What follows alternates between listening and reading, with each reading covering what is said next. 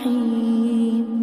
قال الذي اشتراه من مصر لامرأته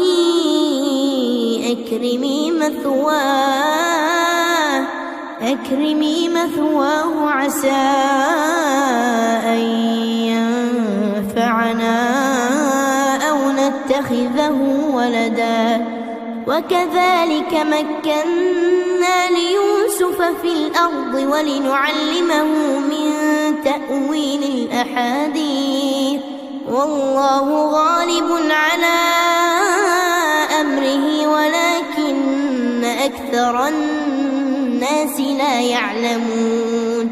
ولما بلغ أشده آتيناه حكما وعلما وكذلك نجزي المحسنين. وراودته التي هو في بيتها عن نفسه وغلقت الأبواب وقالت هيت لك قال معاذ الله إنه ربي أحسن مثواي إنه لا يفلح الظالمون.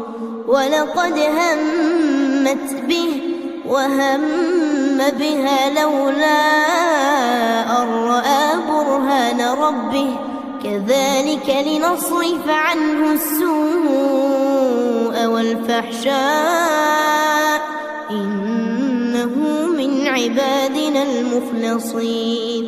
واستبق الباب وقدت قميصه من دبر وألف يا سيدها لدى الباب قالت ما جزاء من أراد بأهلك سوءا إلا أن يسجن أو عذاب أليم.